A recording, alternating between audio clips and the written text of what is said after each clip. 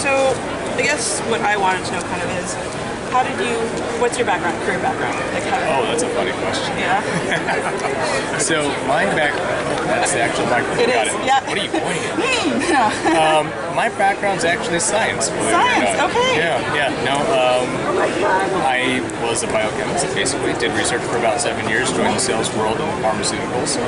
But my real passion has always been this kind of stuff, having live prop replicas, seeing what you see on the movies and bringing it into real life, blending that sort of border between imagination and reality. And basically it was my hobby, because if it was something that I could create, I'd love more better. It's really funny that you say that, because my background when I started in school was nutrition science. Was it really? And then I switched over to art. Art was my hobby, so I switched over to graphic design after a while, and then I fell into all this. So it really, I don't know, maybe it's a weird half and half brain, like. Exactly, it's just funny how you sort of migrate in that direction anyway. But yeah, well, it's funny, because what happens is you start combining the things that you were good at in school and your profession. The things now, for instance, because 7 years in research plus additional years in sales, gave us the ability to come down and really intricately design some of the props, some of the costumes that we do. At the same time, have the ability to sell it. So it's a weird, unique combination, but it works perfectly. It does work perfectly. With regards to Novo Geek and Novos. So when you came up, how did you come up with the idea of the Novo Geek? So I know at Novos you really do a lot of the prop replicas and everything like that.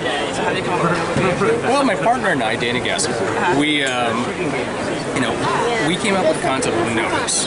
And Novos is really that sort of top edge, that top shelf of costuming.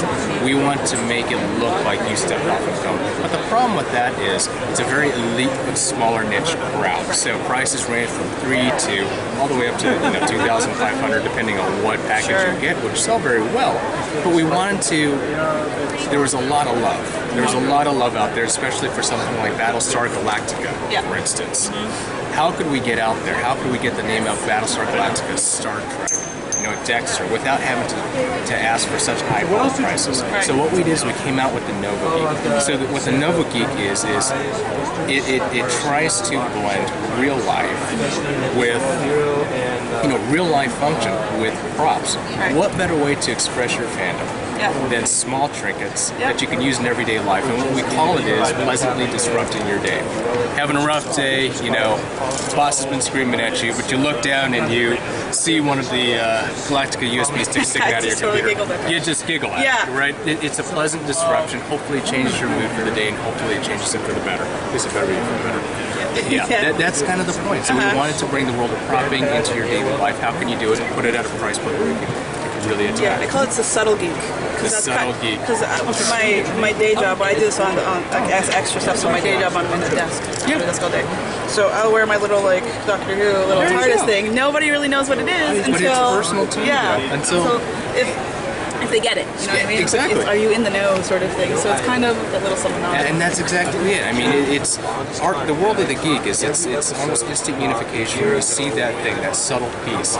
You see the TARDIS. Oh, you're one of us, and it's an instant bind. It's one more connection you have to that person you didn't have before, but it's unique because you both share that. So the way the site functions reminds me of Woot.com. So what was the kind of rationale and the reasoning behind kind of using that way to sell your product versus a traditional, just online shop?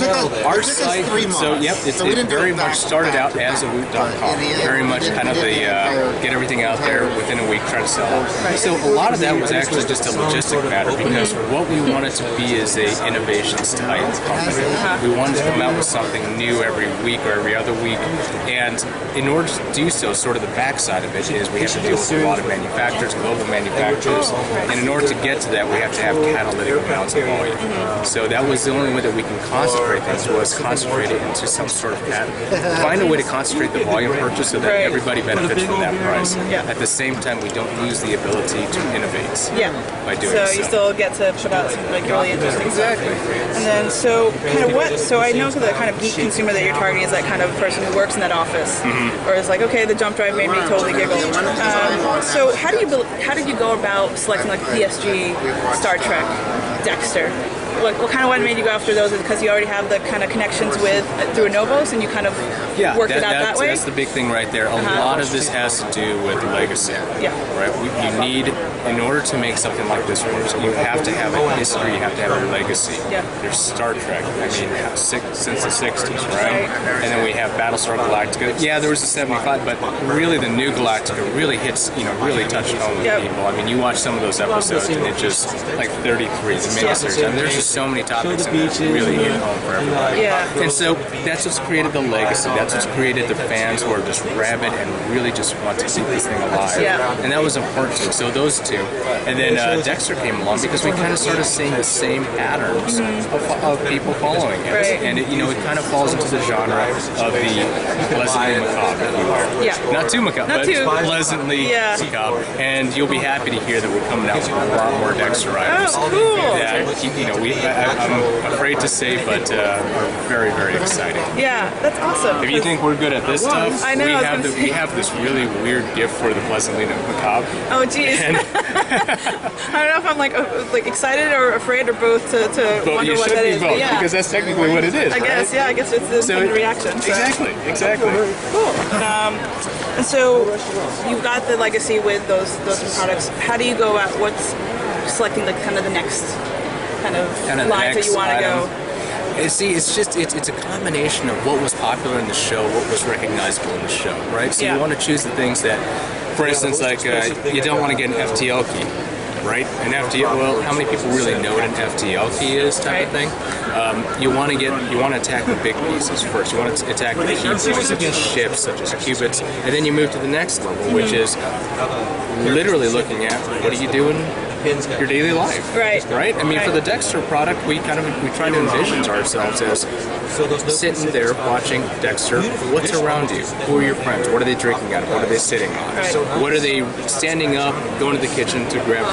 Things like that. So, that's kind of the way we look at life. So, just like Battlestar Galactica, we wanted it to be a very office type thing because if you look at the designs, it's very They're clean lines. They're clean lines. It's just that little exactly. There's some utility to it. So that's kind of what we're coming after. The Star Trek world is. For us, the Star Trek world's a little touchy, of course, because you have the classic, you have the new, but you also want something that, like a tie, which is great, that you can wear is subtle, right? Because the Star Trek fans have unfairly been attacked for being the Trekkies versus Star Wars, right?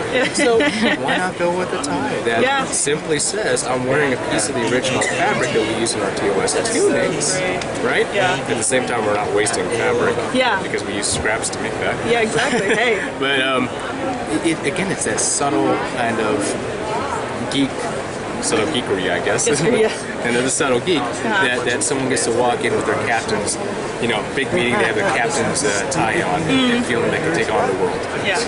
And so do you think like you would just go after something else, like say, I don't know, Lord of the Rings, for instance, figure that out? Lord of the Rings. Like would you go into like another line completely of another, not just products within the world you have now? Absolutely. We're constantly testing new grounds. I mean, we're actually looking at new movies that have yet to come out. We're about to sign a couple of deals as well. But for us, it's a really deep research into that property. We go back and read novels that these books were based on. We look at the fans, we look at the forums, we kind of see what the buzz is. We do our own research. We never rely on anything but our own senses. It's helped us out here. Exactly. Do you do like focus groups and that sort of thing where you start testing out? We do. We actually do. I don't know if they know that. No, I'm just kidding. I don't know if they know, but focus. Those are always fun because I do those for work as well. So exactly. Well, we need to talk more then. Yeah, definitely. So it's a lot of fun. But so what's been your favorite product to date? So the favorite product, for you? In all honesty, it's been these guys. It's been the little jump drive. We actually have some live ones out. Oh, actually, cool. if you hold on one second. It's actually been the jump drives. That's really fun. And the reason why we love this thing is because you're kind of used to the same old jump drives out there. Not really any form, kind of smooth, kind of boring. But we actually found a manufacturer, found a partner that has been able to capture the level of detail we've been asking, just like we do with our props. So if you look closely, it has the ribs, but even closer and finite, we even were able to capture a small little print of Galactica on there, along with the little Phoenix symbol. If you think this is cool, wait till our Viper, which we're releasing. In Oh, just a fun few weeks. times. Having a little line. If this is cool, the Viper runs circles around this. I promise you that. I'm excited for that now. I like really want that. Recently, we just got we have permission to do the next generation as well, so we're going to have something out of the next generation of this line That's as going well. to be great. I know a lot of friends who will be all over that. Absolutely. That's awesome. I think that's my favorite. I think it just makes me go, it's a jump drive. You're like, oh, haha. Yeah, just try. 8 kicks. There you go. That's wicked. You can even throw it around now, worry about it. Yeah, I mean, it's sturdy, so. Yeah, it is, and you can't really lose something this size. No, yeah, it's not going to slip out of your pocket. Exactly. So. Right. Definitely the jump drive. So, obviously, we're at Comic-Con. There's lots of products and lots of different things that you could say you could use in like everyday life. What sets the Novo Geek apart from its competitors? What sets the Novo Geek apart? Well, I think there's a lot of great competition out there. In fact, even though they are a competition, we have a very firm, healthy respect for them as well. We draw ideas, we draw inspiration from them as well. What sets us apart is as much as it's the same thing that sets our competitors apart too. It's innovation. Who's going to come up with the next great thing? Who's going to come up with that idea that really attacks fan number 1 or versus fan number 2 or fan number 3? Right. It's just the innovation. Yeah. What we're trying to do on the Novo Geek is still hail to the same level of quality, same level of dedication to the replication of the actual piece, bringing it at a very affordable price. At the same time, keeping it sharp and innovative and really fun.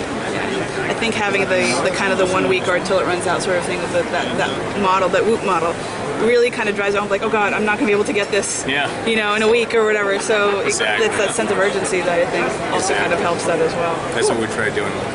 So, what's been the reaction? What's been the kind of feedback you've gotten with the Novo Geek? So, like, I guess the positive, what's the best thing you've heard, and what's the oddest thing comment you've gotten? Oh, well, you want me to pay that much for a USB stick? No, just kidding. I mean, obviously, there's also the general reaction has been absolutely positive. Yeah. I mean, when we started this, we actually started it under Novo Deal at Comic-Con last year, and that just blew up like wildfire. That's why we separated the specific and bulk network. So the general acceptance, the general reaction has been fantastic. Oh, that's great. People waiting, people going, and just buying. Yeah. The second that it happens, so people are getting it. Of course, we just need more reach, as with anything, right? I'm sure you guys are well aware in the internet world, right? As far as some of the criticisms we have, of course, there's those pricing issues, right? Sure.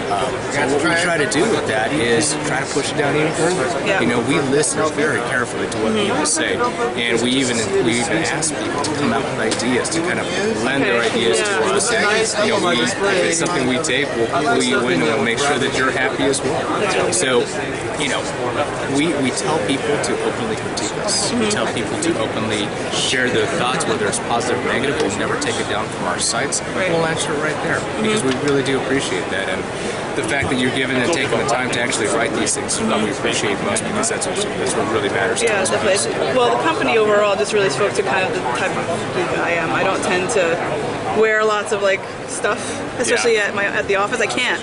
It just doesn't happen. So when I saw the kind of the mission and the whole point of the site, I was like, this is kind of it's really talking to the type of geek that I am. So I think that's what I really liked about it. So happy to talk to you guys. What do you like so far? My favorite, I think, is the metal distinction, even though I really can't wear that to work. But why not? I guess I could. I could walk around and be like, hey, look what I got.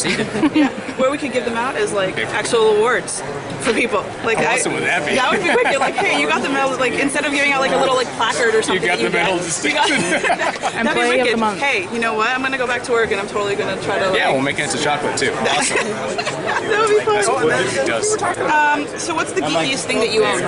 The geekiest thing it might not be from here, but in general, it could be from what you have or what you own. The geekiest thing I own, and I sadly have to admit this, is probably a screen used 300 outfit. Kind of makes you wonder, do you spend on a mannequin that's already half naked? So why do you even spend money on the mannequin that's half naked? And just right? That's awesome. Yeah, I'll admit that. Oh well. I'll admit it. You gotta own up to it, you know. I love that movie. It meant a lot to me for the values that they stood for and everything. But it's just one of those things that you just are so excited to get into your house. You get into your house, you realize that mannequin still is half naked. I like the movie, but I paid so much. Okay, so you're like, all right, it's there. Exactly. But yeah, so it's too fun. I think, what do I have? I have like a lot of Harry Potter stuff. Harry Potter? Yeah. You ever gonna go in that direction? That'd be fun.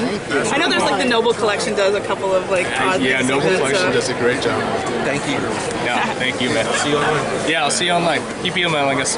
And then I guess the other thing is, so I geek out over it with Harry Potter, and I think right now it's like Merlin and those things, so it works out with talking to John and stuff. But what do you geek out over? What's What do I geek out over? Yeah. Seriously, Galactica. Yeah. Still am. Still. Yeah, I mean, I think the people get it. That the people who make this stuff. We do this because we love it. Yeah. You know, Galactica was our passion. That was our number one. Yeah. And then Star Trek the movie came out. The newest one. It's just like suddenly the world kind of changed with that. Yeah, I will say I was not as much into the Trek back in the day as a lot of people were. And they were like, "What? You don't like it?" I'm like, "It's okay." But I saw the movie. Yeah. And I was like, "Oh." And it really kind of reinvigorated the classics as well because people saw the movie, it brought in a whole new crowd, and then suddenly you see people just. TOS, people just really clung on to that. I went back and rewatched all those episodes and just realized that in today's day and age, I believe that the TOS show is actually more in context now than it was, say, even 10 years ago, maybe 20 years ago. You know, everything that's going on. So it's not only just, it's just had this beautiful, like, you know, spread effect where you have the TOS, you have the movie that then trickled down to the TOS classics. Everyone's happy and, you know, we ended up loving it. But I think the fans kind of get that we really jump into this head first. Yeah. So I will ask you, what did you think of the finale? Oh boy. For Galactica? Yeah. I loved it. Yeah. At the end of the day, absolutely loved it. I think it was great. I understand the context for which everything had to be done at that particular point, but no, I absolutely did love it. I mean, of course, there's always those questions like, Starbuck, really? Yeah. Well, What am I? was very Okay, much yeah, right. I'm not cool with what happened, but yeah. And then dancing robots in the end. Okay, kind of weird, but you know, We'll go with it. at the end it was very touching. Yeah. And I liked how they closed the whole loop Yes. on Earth, and they actually found it this time, not in Galactica 1980s style. Yeah. Okay, I mean, holiday special weird. Yeah, totally. And then lastly, kind of what are you looking forward to most seeing at San Diego Comic Con? Are you allowed to even leave the booth? Or are you chained? Kind of chained because we're running 2 booths this time, but actually I'm also a big Iron Man fan, so I want to go check out. Did you see the 5 suits down over there? All the suits. I Yeah. love the Iron Man, so Cool. absolutely want to go check that out. And then I believe there's a total recall car out here Yeah, as there well. is. And I believe the Batmobiles are out here too. They're like somewhere. out back, I think. They have 5 of them. Yeah. I'm like, gotta get over there eventually to see that.